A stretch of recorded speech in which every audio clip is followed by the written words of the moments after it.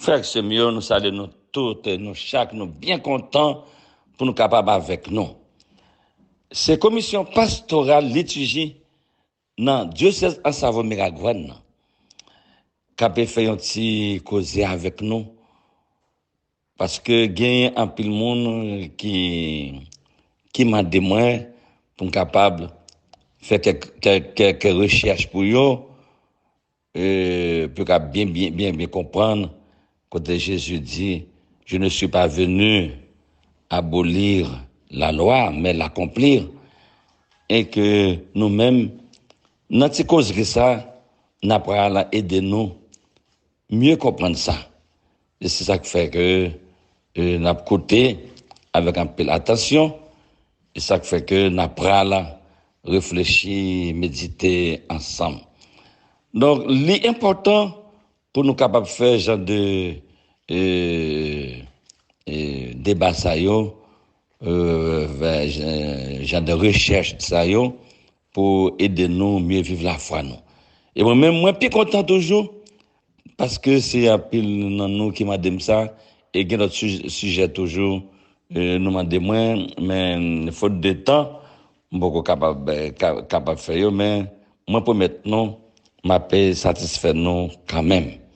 Donc merci un pile pour encouragement nous et bien qu'on y a là on nous rentrer et on nous rentrer et en profondeur dans le sujet nous. Je ne suis pas venu abolir la loi, mais l'accomplir. Merci à pile à nous toutes et à nous chaque qu'on y a, à nous tendez. Merci. Jésus dit non, je ne suis pas venu abolir, mais accomplir.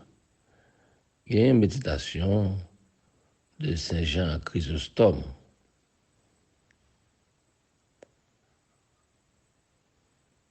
Qui est vraiment intéressant, m'appeler pour nous. Celui qui observera les commandements et les enseignera sera grand dans le royaume des cieux.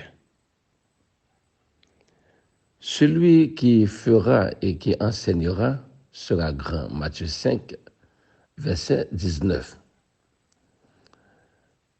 Les hommes ne doivent pas procurer seulement leur utilité particulière, mais encore celle des autres.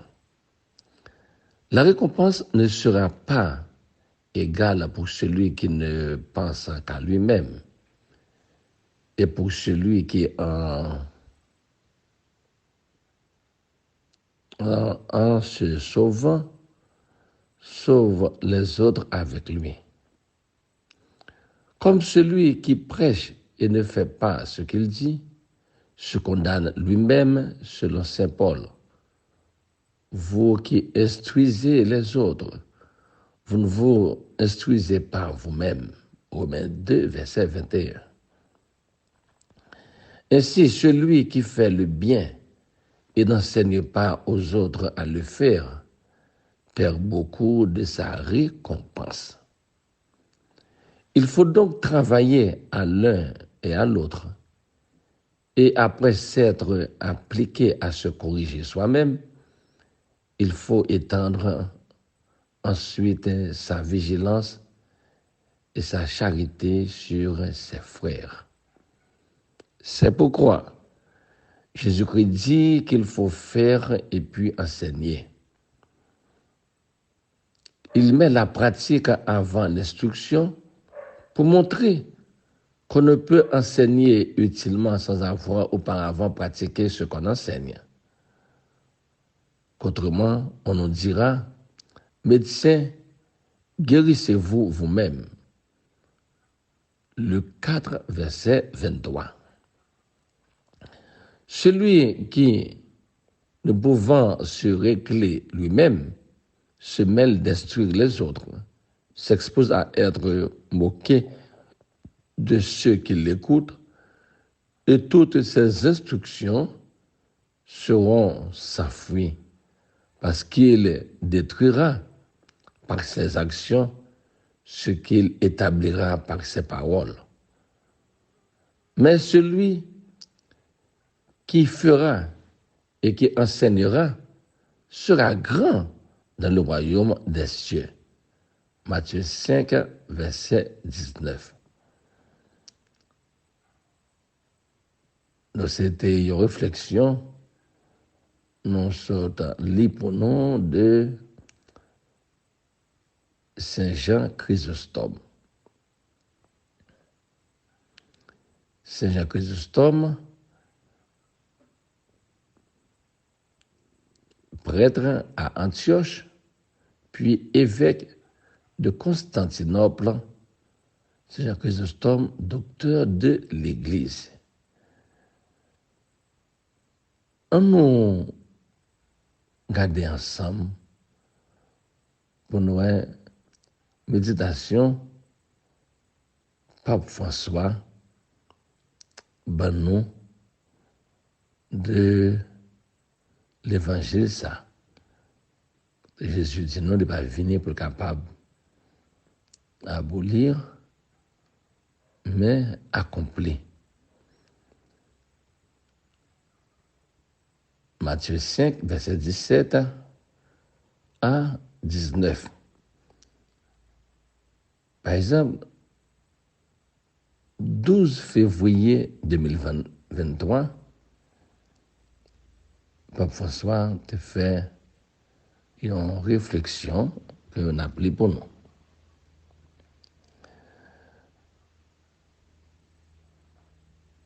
Dans l'évangile de la liturgie d'aujourd'hui, Jésus dit « Ne pensez pas que je sois venu abolir la loi ou les prophètes. Je ne suis pas venu abolir, mais accomplir. » Matthieu 5, 17. Accomplir, c'est un mot clé pour comprendre Jésus et son message. Le message est clair. Dieu nous aime. D'abord gratuitement, en faisant le premier pas vers nous, sans que nous le méritions. Rappelons-nous, Dieu ne raisonne pas à travers des calculs et des tableaux. Il nous aime comme un amoureux, pas au minimum, mais au maximum. Il ne nous dit pas « je t'aime jusqu'à un certain point ». Non. Le véritable amour ne va jamais jusqu'à un certain point et ne se sent jamais satisfait. L'amour va toujours au-delà. Il ne peut pas faire autrement. Le Seigneur nous l'a montré en donnant sa vie sur la croix et en pardonnant à ses meurtriers.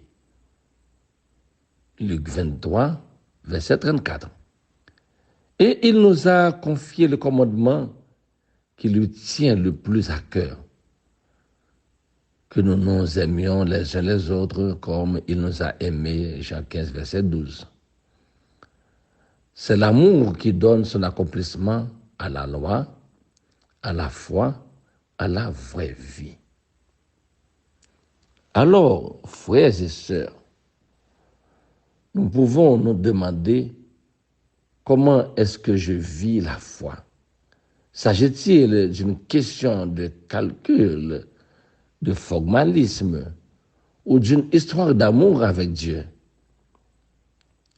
Est-ce que je me contente uniquement de ne pas faire de mal, de conserver une façade? Ou est-ce que j'essaie de grandir dans l'amour de Dieu et des autres? Et de temps en temps, est-ce que je me mesure sur le grand commandement de Jésus? Est-ce que je me demande si j'aime mon prochain comme il m'aime? Car peut-être sommes-nous inflexibles dans notre jugement des autres et nous oublions d'être miséricordieux comme Dieu l'est avec nous. que Marie, qui a parfaitement observé la parole de Dieu, nous aide à accomplir notre foi et notre charité.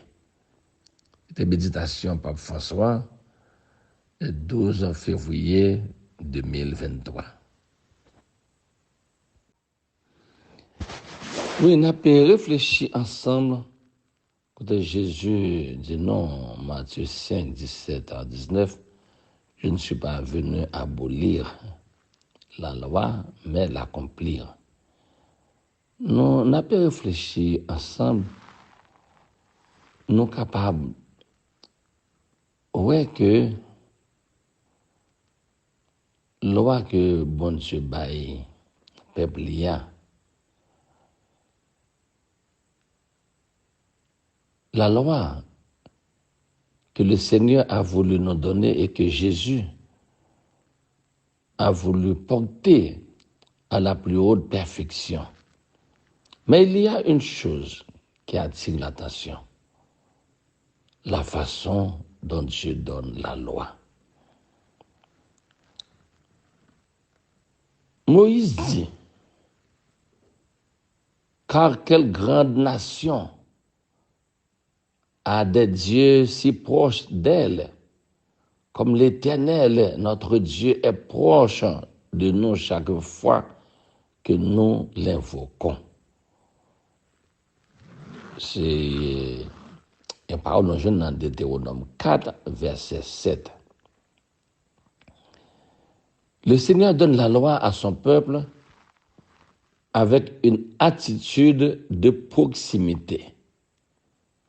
Ce ne sont pas les prescriptions d'un gouvernant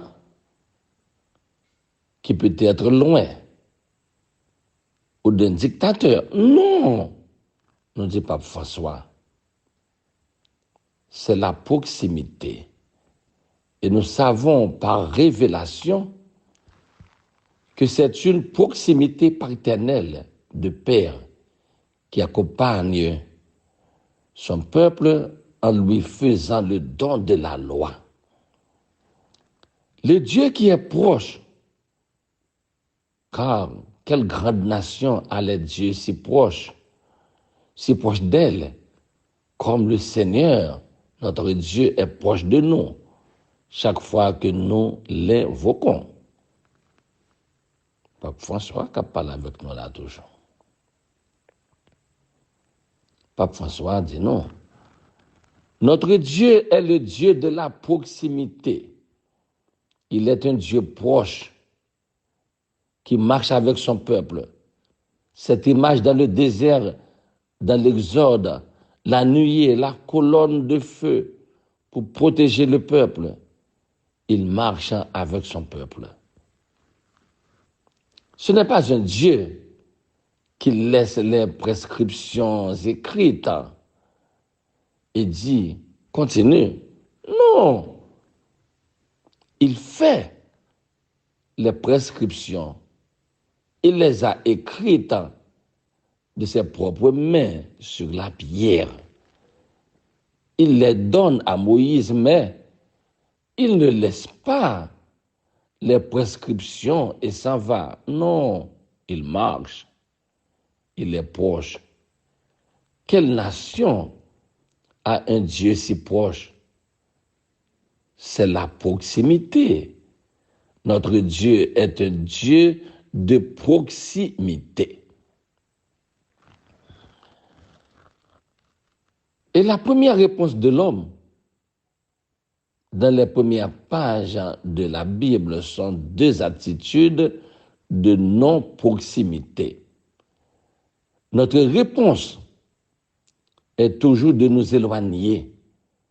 Nous nous éloignons de Dieu. Lui se fait proche et nous nous éloignons. Ces deux premières pages, la première attitude d'Adam avec sa femme est de se cacher. Il se cache de la proximité de Dieu. Ils ont honte parce qu'ils ont péché. Et le péché nous conduit à nous cacher, à ne pas vouloir la proximité, selon Genèse 3, versets 8 à 10. Et bien souvent, porte à faire une théologie, penser seulement sur un Dieu juge. Et pour cette raison, je me cache, j'ai peur. Pape François nous dit encore, la deuxième attitude humaine devant la proposition de cette proximité de Dieu est de tuer. Tuer le frère. Je ne suis pas le gardien de mon frère. Genèse 4, verset 9. Des attitudes qui effacent toute proximité. L'homme refuse la proximité de Dieu. Il veut être maître des relations. Et la proximité comporte toujours une certaine faiblesse. Le Dieu proche devient faible. Et plus il s'approche, plus il semble faible. Quand il vient vers nous pour habiter avec nous, il devient homme. L'un de nous, il devient faible et porte la faiblesse jusqu'à la mort. Et la mort la plus cruelle, la mort des assassins, la mort des plus grands pécheurs. La proximité rend Dieu humble. Il s'humilie pour être avec nous, pour marcher avec nous, pour nous aider. Le Dieu proche nous parle d'humilité. Ce n'est pas un grand Dieu. Non, il est proche. Il est de la maison. Et nous le voyons en Jésus. Dieu fait homme proche jusqu'à la mort. Avec ses disciples, il les accompagne, les enseigne, les corrige avec amour. Pensons par exemple à la proximité de Jésus avec les disciples angoissés d'Emmaüs. Ils étaient angoissés, ils étaient vaincus. Et lui, il s'approche d'eux lentement pour leur faire comprendre le message de vie, de résurrection. Luc 24, verset 13 à 32. Notre Dieu est proche et nous demande d'être proches les uns des autres, de ne pas nous éloigner les uns des autres. Et à ce moment de crise,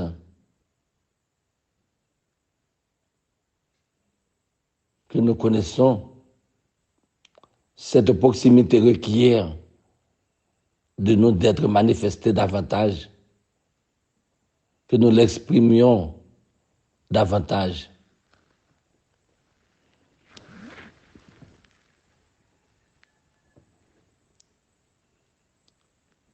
On réfléchit. Quand le bon Dieu, il voulait proche de nous-mêmes, nous-mêmes nous éloigné lui. Péché a fait que nous verrions d'Obali.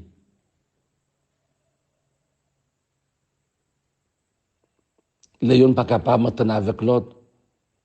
Nous éloignons de bon Dieu. Pas des histoires. Caïn avec Abel.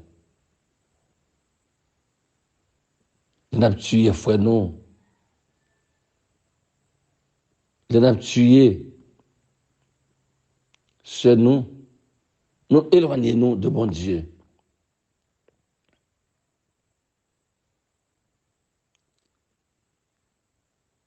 Tout bagaille ça doit faire nous réfléchir. Péché a fait nous y en écarté de l'autre là. Nous allons parler encore de proximité.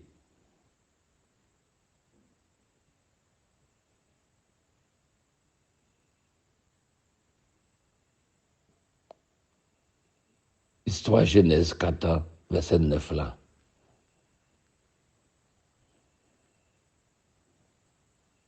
Et les sakoniens n'ont qui parole.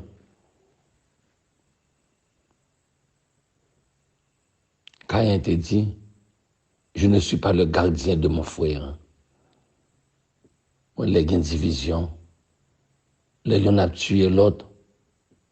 Avec langue nous, la parole n'a dit pour blesser l'autre là, pour nous finir avec lui.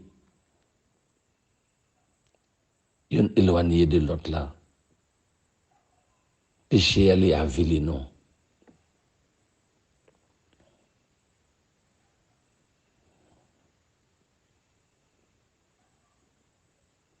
Histoire Adam avec Ève. Péché a fait yo caché de bon Dieu. Il va capable proche bon Dieu encore. C'est une bagarre avec nous-mêmes dans la vie nous. Qui chaque un peu de fois péché fait nous yon écarter nous de l'autre là.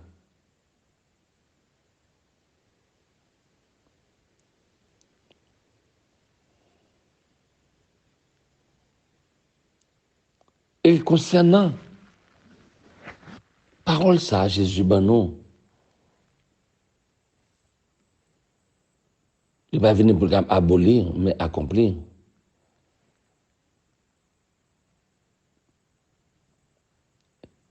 Gagner.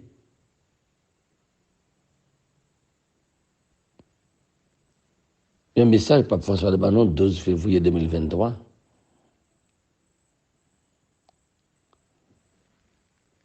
Rappelez-nous ça toujours. Jésus nous fait comprendre que les règles religieuses sont utiles.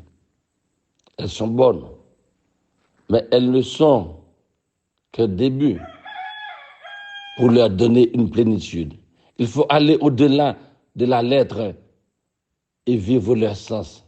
Sinon, nous restons dans une religiosité extérieure et détachée. Serviteur de Dieu, maître plutôt qu'enfant de Dieu le Père. Et pour cela, il est nécessaire de dépasser la lettre. Je ne raisonne pas à travers des calculs et des tableaux. Il nous aime comme un amoureux, pas au minimum, mais au maximum. Rappelez-nous ça, dites-nous ça là, déjà. On nous garde pour nous, ouais. Est-ce que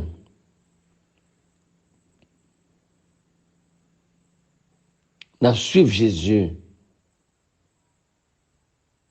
Est-ce que nous va quitter parfois la loi, les pyros? Nous mettons le pyro que l'amour, que relation, une de gagner avec l'autre.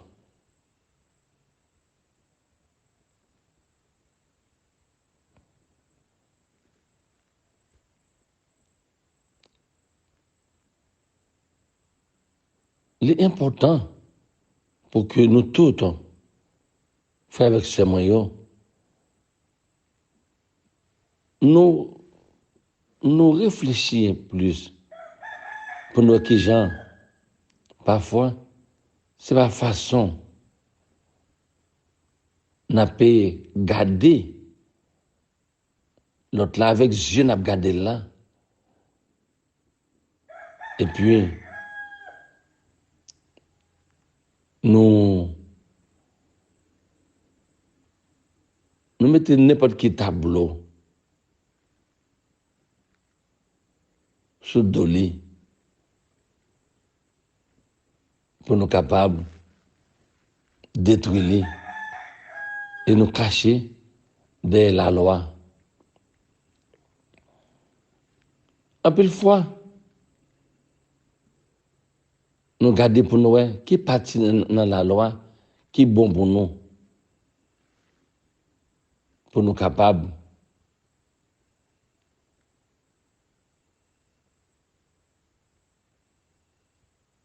d'utiliser les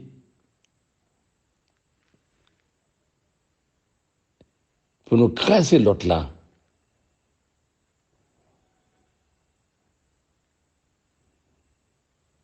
Au lieu que nous utiliser la loi pour nous aider, nous construire une communauté côté qui gagne vraiment remet là dans les.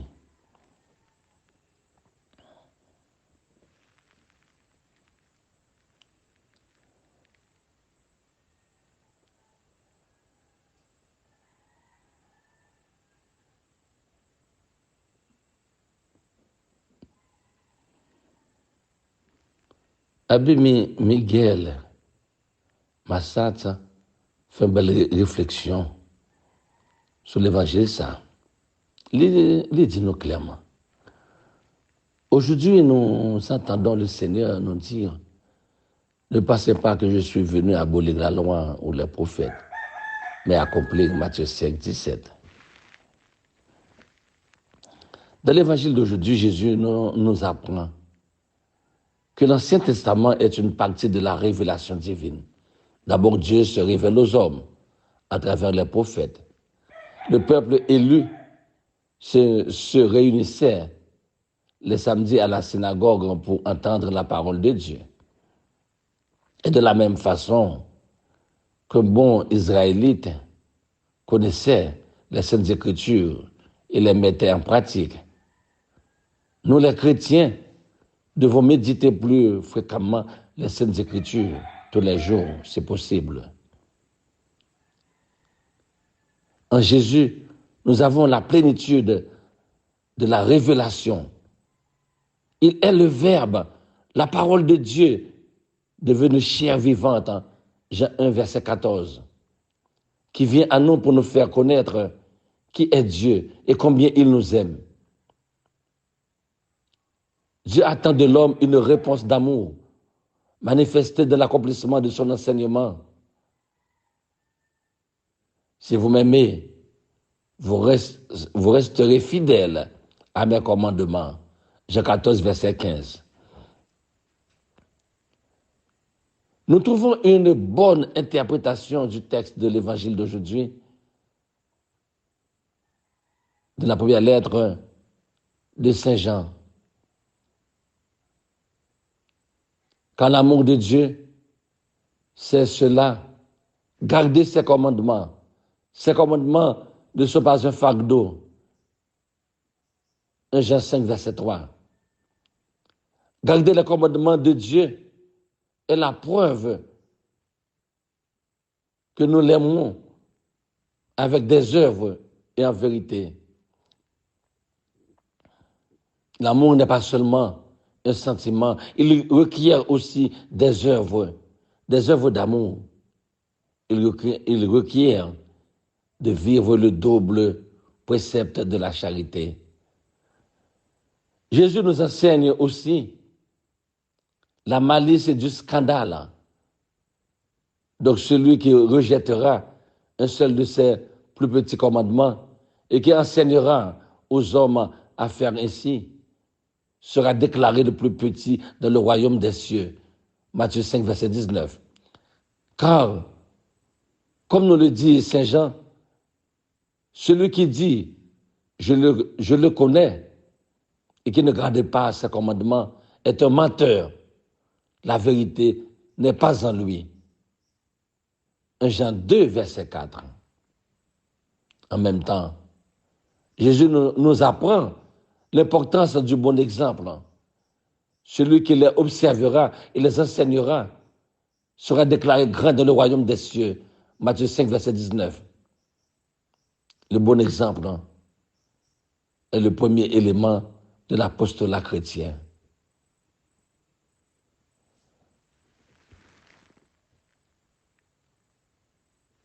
Il y a plusieurs belles pensées, trois belles pensées pour l'évangile, je dis. Saint François de Sales nous dit,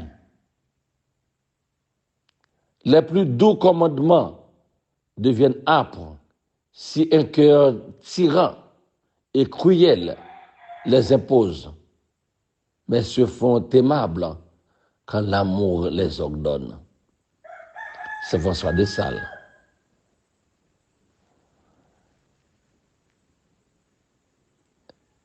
Deuxième pensée, nous avons pensé de Benoît XVI. Benoît XVI nous dit, la loi est la sagesse. La sagesse est l'art d'être des hommes, l'art de pouvoir bien vivre et de pouvoir bien mourir. Et l'on ne peut bien vivre et mourir que lorsqu'on a reçu la vérité et quand la vérité nous indique le chemin.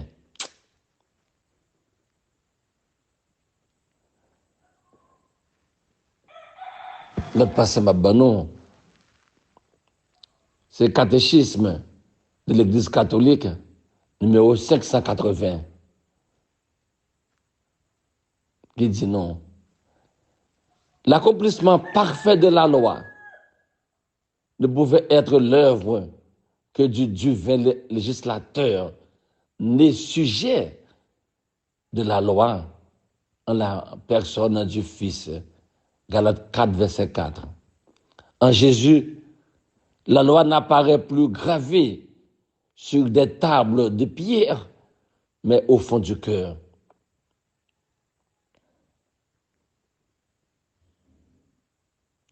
Jérémie 31, verset 33. Nous frères avec ces moyens, il est bon pour nous capables de réfléchir ensemble. Il est bon pour nous méditer parole là. Et puis, on a gardé tout. Qui ça, bon Dieu dit non.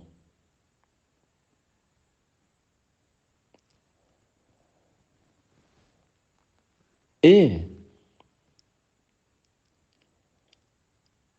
gagner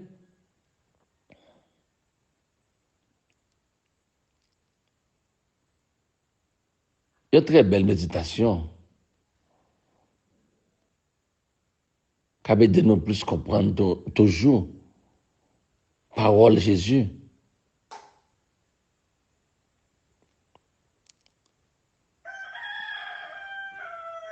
Là, nous prenons dans Christus vivit,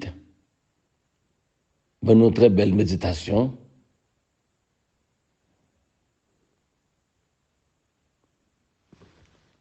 Il dit non. Le bonheur, c'est écouter et faire ce que Dieu dit. Hein? Le bonheur, c'est écouter et faire ce que Dieu dit. Eh bien, nous faisons toute bagaille ça avec nous. C'est là nous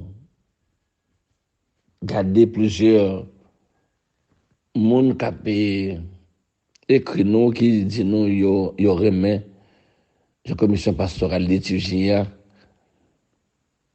accompagner yo plutôt dans la recherche qu'a fait ça aide yo grandir dans la foi et que nous-mêmes nous gardons plusieurs méditations, plusieurs commentaires. Et toute méditation ça yo, commentaire ça yo. Il y a de nous plus comprendre parole bon Dieu.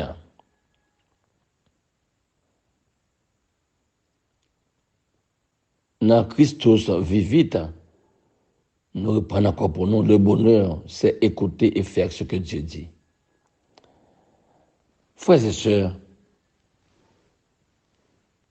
dans le Seigneur Jésus-Christ, rendons grâce à Dieu pour ce nouveau jour. Et pour cette occasion qu'il nous donne de méditer sur sa parole pour y tirer des ressources pour notre vie quotidienne. Les textes de ce jour mettent l'accent sur la mise en pratique de la loi divine. Cette loi, le Seigneur nous l'a fait connaître à travers les 10 commandements donnés à Moïse. Et le Christ les a résumés plus tard en deux. Tu aimeras le Seigneur ton Dieu de tout ton cœur, de toute ton âme et de toute ta pensée. Tu aimeras ton prochain comme toi-même. Matthieu 22, versets 36 à 39. Dans le respect et l'accomplissement de la loi, le Christ demeure pour nous le meilleur exemple, car non seulement il la connaissait et l'enseignait, mais aussi il l'accomplissait. Il nous dit qu'il n'est pas venu abolir la loi, mais l'accomplir, et sa vie en témoigne. Il l'a passé dans l'observance à la volonté du Père et au service des autres. Il est l'amour incarné. Et nous qui sommes des disciples du Christ, et par ricochet, ses imitateurs, jusqu'à quel point accomplissons-nous cette loi? Question de poser tête, non? Savons-nous obéir en tout point à Dieu? Notre vie est-elle entièrement orientée vers la recherche du bien de nos frères et sœurs? Réflexion que appelée pour nous là en Christos vivit. Parfois, nous nous croyons plus intellectuels que d'autres. Et nous nous mettons à chercher des arguments pour justifier notre non-respect de la loi. Il nous arrive même de dire que la parole de Dieu est dépassée pour notre société, car ce qu'elle demande est trop difficile, voire aussi impossible de nos jours. Nous nous retrouvons à remettre la parole de Dieu en question au lieu de nous attaquer au vrai problème qui est notre mode de vie qui s'éloigne de la loi divine au fil des âges. Parfois encore, nous nous leurrons en cherchant des compensations et des arrangements. Nous nous disons que les actions que nous parvenons à bien accomplir combleront celles que nous ne pouvons pas. C'est ainsi que nous limitons nos efforts et nous jetons dans un engrenage de compromis. Nous oublions qu'en tant que chrétiens, nous sommes appelés à montrer le bon exemple, tant par nos paroles que par nos actions, et ce, en tout et partout. Et ceci, le Christ nous le dit bien aujourd'hui. Avant que le ciel et la terre disparaissent, pas un seul iota, pas un seul trait ne disparaîtra de la loi. Il ajoute que celui qui rejettera un seul de ses plus petits commandements et qui enseignera aux hommes à faire ainsi sera déclaré le plus petit dans le royaume des cieux. Le Seigneur me permet aujourd'hui de comprendre que sa loi n'est pas un étalage où je peux venir faire des choix de ce qui me convient et rejeter ce que je juge difficile. Il sait que tout ne sera pas facile, mais je dois toujours prendre exemple sur le Christ qui a obéi jusqu'au bout et ne jamais oublier que le Seigneur est là pour faire fructifier mes efforts. Mais si je n'en fais pas, que va-t-il donc faire fructifier? gagner un pile parole. Capable de nous vivre la foi, nous. Capable de nous comprendre. Qui gens nous devons quitter par le bon Dieu, faire chemin dans la vie, non? Faut avec ce moyen. Je dis, ouais, nous prenons plus le temps.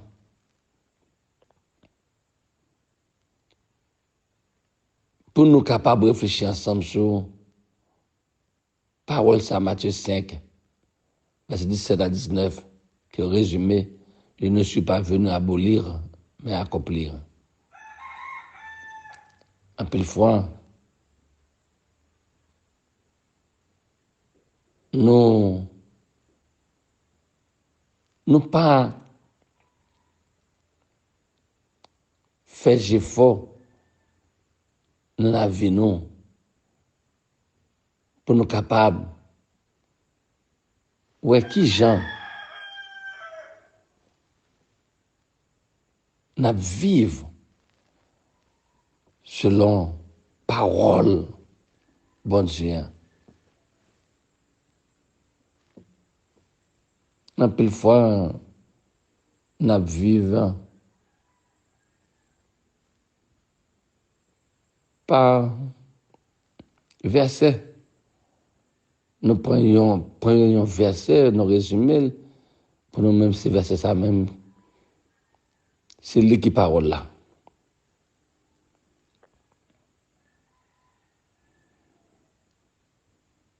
Après ça, bon,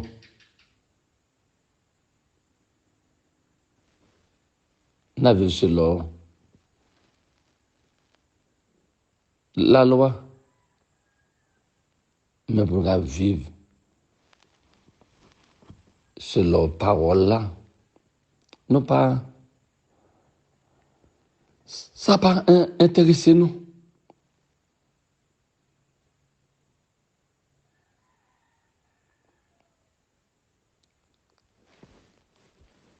Quand on regarde l'Ancien Testament, on y trouve une loi à suivre de façon radicale, sous peine de sanction.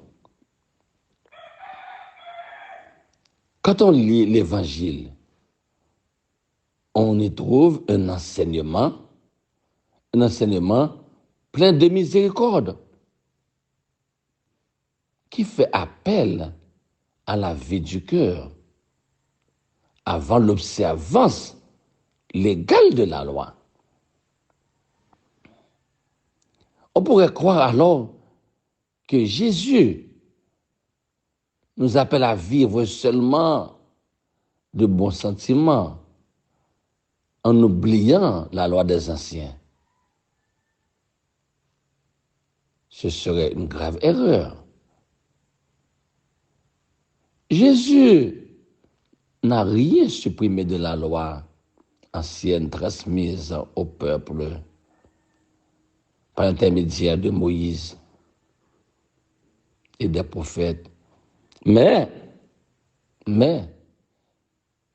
Jésus lance un appel à la vivre avec le cœur, donc avec une réelle adhésion intérieure et non plus avec un formalisme extérieur. Et ça, pour nous capables de garder ça, pour nous capables de réfléchir bien pour nous. Ouais. Si vivre la loi de Dieu ou de l'Église passe chez moi avant la relation d'amour, alors il y a un problème. Car pour aimer Dieu, en vérité, il faut savoir aimer les autres. Et il n'y a pas d'amour sans acte concret.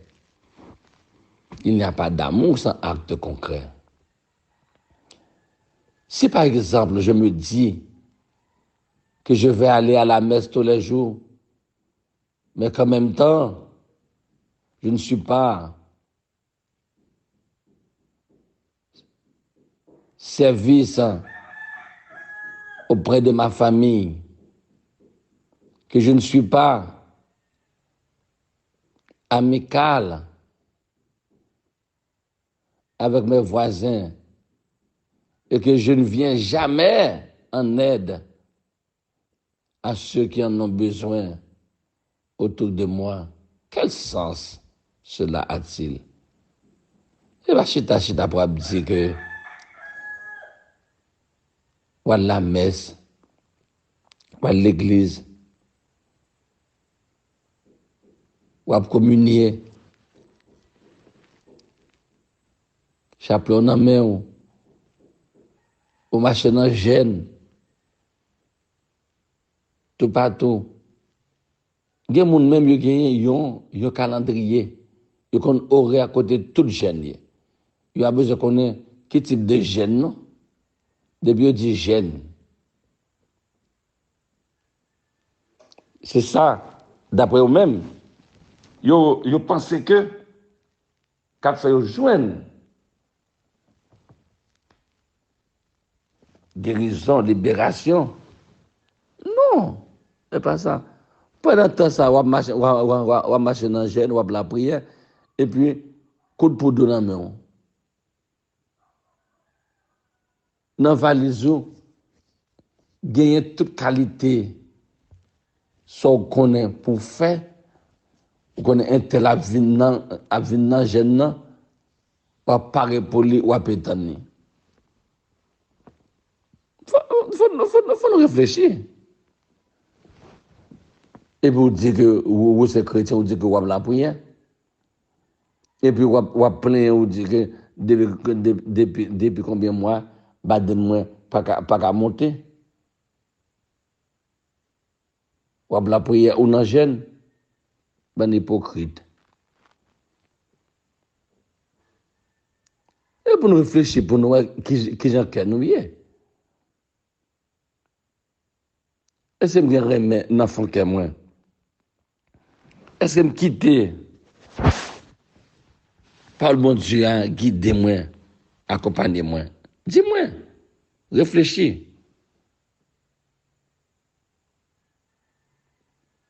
Je dis, parole ça yo, n'attendez là.